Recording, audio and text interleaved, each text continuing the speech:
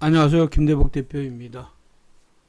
외국인과 기관의 양매수가 들어왔음에도 불구하고 코스피는 강보합, 코스닥은 약세로 마감이 됐습니다. 시장이 여전히 아직까지는 그 단기 반발 매수 심리는 강한데 매도의 압력들은 여전히 있는 시장 흐름이다 이렇게 보겠습니다. 최근에 이제 전기차가 오늘도 시장을 주도하는 이런 시장 흐름이 나오고 있는데, 전기차가 단기적으로는 과도한 매수 구간에 들어왔다 이렇게 판단합니다. 과연 전기차를 대체할 만한 단기 테마주는 있는지 오늘 영상 끝까지 잘 청취하셔서 여러분들 챙겨가시고요. 신규 회원들은 구독하기 버튼 눌러주시면 고맙겠습니다. 자, 우선 이제 지금 전기차의 시장 흐름은 세트 업체보다는 지금 이제 소재 섹터가 강하게 올랐죠. 에코프로 BM 같은 경우를 기준하면 지난 5월 달에서 지금 이제 9월 달에 왔는데 약 4개월 동안 1.5배가 상승했습니다. 뭐 지수는 상승이 제한적인데 1.5배나 상승했기 때문에 단기적으로는 좀 과도한 매수 부분에 들어왔다 이렇게 보입니다.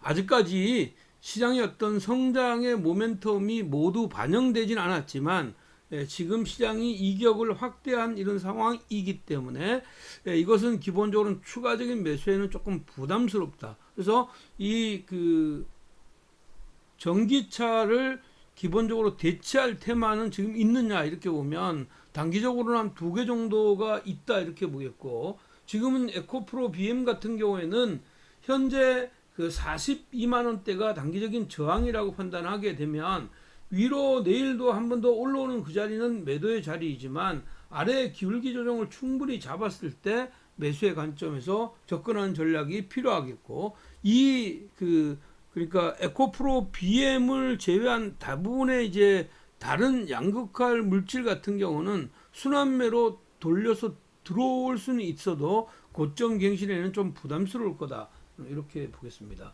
자, 그렇다면 지금 현재 시장 흐름에서 시장을 대체할 만한 이런 쪽의 시장 흐름에서는 역시 화학주가 1차적으로 돋보인다 이렇게 보입니다. 화학주는 기본적으로 석유화학 관련주들은 대부분이 지금 현재 저점입니다.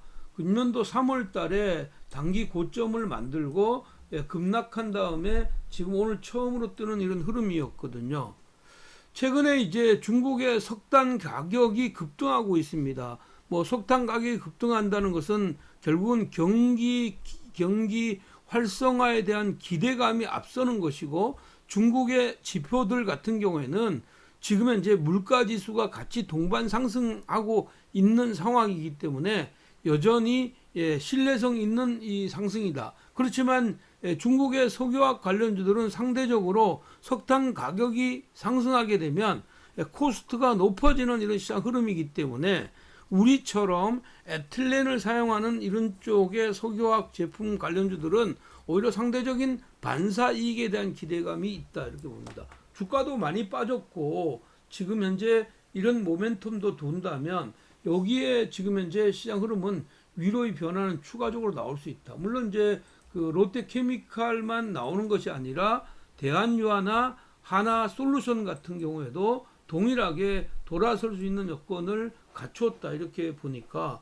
나는 석유화학 관련주들 중에서 오늘 기관하고 외국인들 수급이 있었던 것은 이제 롯데케미칼이고, 다른 쪽의 시장 흐름은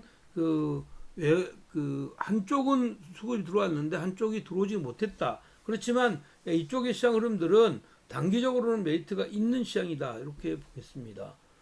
또한 이제 그렇기 때문에 이쪽의 시장 흐름은 롯데케미칼이나 지금 현재 대한유화, 한화솔루션 중심으로 매 포인트를 잡아가는 전략 유효하다 이렇게 보겠고요. 두 번째 테마는 수소차 테마입니다. 수소차 테마는 잘 알다시피 이제 우리나라가 이제 수소 산업에 대한 기대감이 굉장히 큰 전 세계의 수소차를 가장 많이 만든 회사이고, 또 이런 쪽의 연구 개발이 정부나 대기업이 같이 이루어지는 이런 시장 흐름이다 이렇게 불립니다. 수소라는 것은 정부의 어떤 지원 없이 단독으로 시장을 공략하기는 어렵습니다. 역시 이제 수소가 이제 전기 에너지를 발생하는 이런 비용이 지금 현재 어떤 그 석탄 석유화학 제품이 전기를 만드는 이런 그 단가와 아니면 전기차가 만드는 단가가 거의 비슷해지는, 우리가 그런 것들을 그 그리드 페리티라고 하는데, 이런 흐름이 나오기 전까지는 역시는 수소차는 여전히 아직까지는 부담이에요. 그렇지만 우리나라가 상당한 부분에 선전을 하고 있다 이렇게 보입니다. 그래서 이쪽은 당연히 가격의 보정 작업이 조금 나오게 되면 갈 수가 있다. 특히 이제 우리나라의 멤브레인 쪽 안에서도 국산화의 확률이 좀 높아지고 있는 코오롱 인더 같은 경우에 지금 보시면 주가는 조금 부담스러운 위치에, 이렇게 주가는 좀 부담스러운 위치인데 주가가 조정이 나오면 코오롱 인더 같은 경우에 추가적으로 위로의 변화가 나올 수가 있다 이렇게 보였고요. 실질적으로 이제 그 오르지 않았던 이런 섹터들도 있죠. 이지 같은 거. 결국은 이제 이지 같은 경우에는 그 어떻게 보면 그 세계 유일의 산화철 전문 회사이죠. 고급 산화철 세계 시장 점유율이 1위인데 지금 이쪽도 마찬가지로 그 산화철과 그 파우더 제품 이쪽에 어떤 큰 폭의 성장이 이루어질 개연성이 있다. 그리고 이게 또 이제 고체 전해질 쪽의 핵심 소재로 지금 현재 그 사용되기 때문에 전고체에 대한 배터리의 가능성도 있는 이런 상황이고, 지금 이런 종목들 같은 경우는 가격대가 좀 높다는 것이고요. 가격이 조정이 나오면 여전히 좋은 매수의 기회이고, 마찬가지로 이런 쪽의 흐름에서 실질적으로 오르지 않았던 거, 뭐 세종공업이나 이런 것들은 최근 들어와서 또 가격 보정 작업을 해주는 이런 시장 흐름이니까 여전히 이런 것들이 아래로 내려올 때에 가격적인 메리트가 있다. 그래서 수소차 같은 경우에는 많이 올랐던 종목들은 가격 조정을 좀 기다려야 되고,